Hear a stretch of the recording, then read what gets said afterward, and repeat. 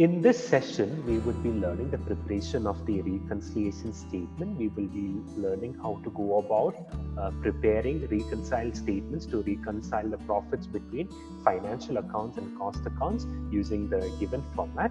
And let's look at the questions that we have.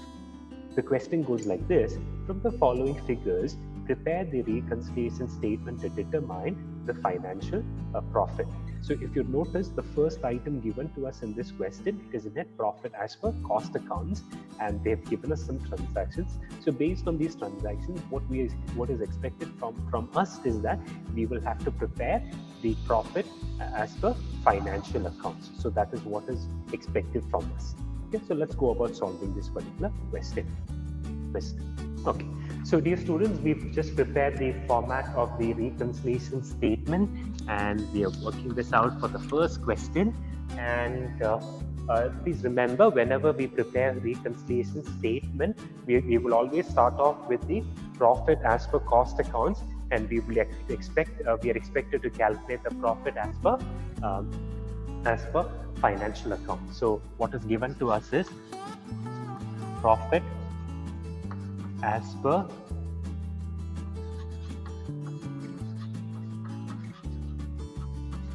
cost accounts, and the profit as per cost accounts is 66,760.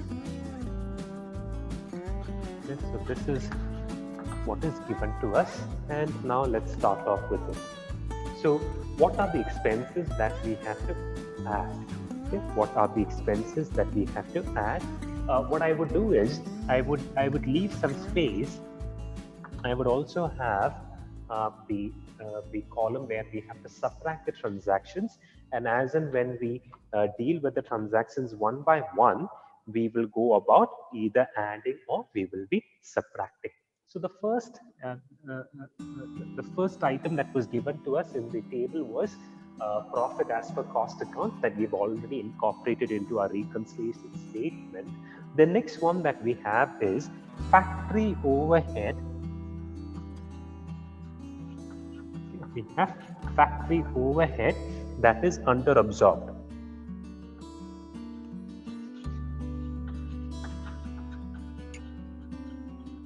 Factory overhead that is under absorbed, and we know that this is 5,700. Okay, this is 5,700. Next one is admin overhead over absorbed.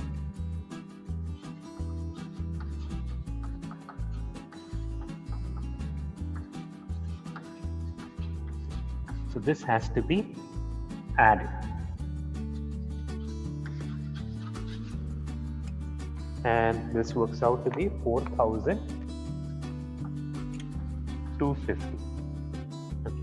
Next, what we have is interest received. Okay, so interest received but not accounted during cost accounting.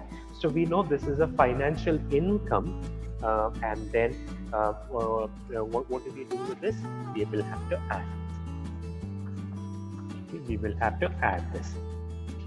So interest received, this would be a financial income, and usually financial incomes, it is not a part of your cost accounting, so we will have to add this.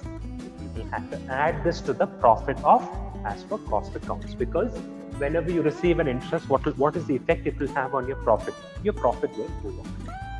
Okay, next one what we have is income tax to be paid. Income tax to be paid is an expense. It is a financial accounting expense. So any expenses, what do? You have to subtract.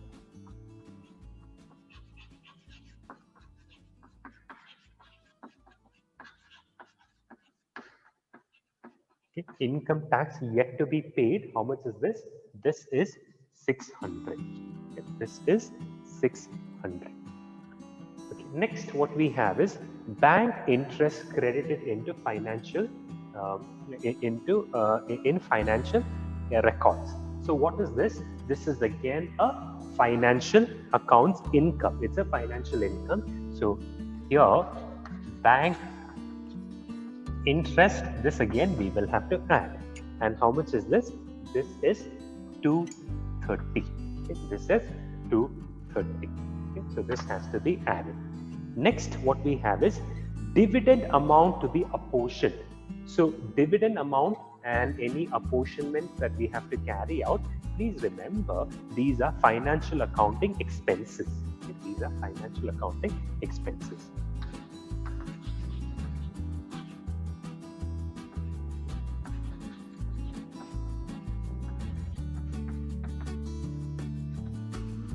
This is to be apportioned.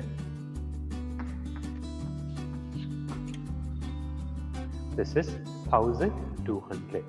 And then the last expense that we have is loss due to theft. Okay, so what is that? That is again a financial expense.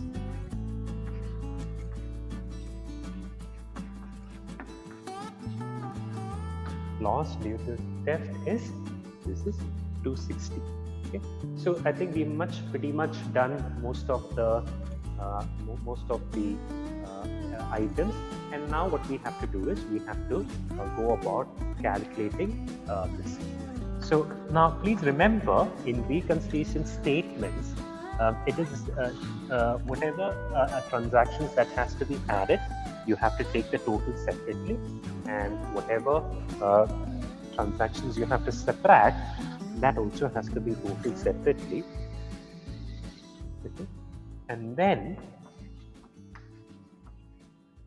the final answer that is expected is profit as per financial account. Okay. So we are starting off with profit as per cost accounts, and then finally we will land at profit as per financial accounts. So let's start off with it. I'm just going to quickly take the help of a calculator to work out the computations. So 4,450 plus 450 plus 230, this subtotal works out to be 4,930. Okay, so it works out to be 4,930. So 66,760 plus 4,930. The total works out to be 71,690. 71,690. Next one, 5,700 plus 600 plus 1,200 plus 260. This works out to be 7,760. 7,760. So that is a total of this. But please remember, this amount you have to subtract from 71,690. Okay, this amount you will have to subtract from 690. So let me just quickly work that out.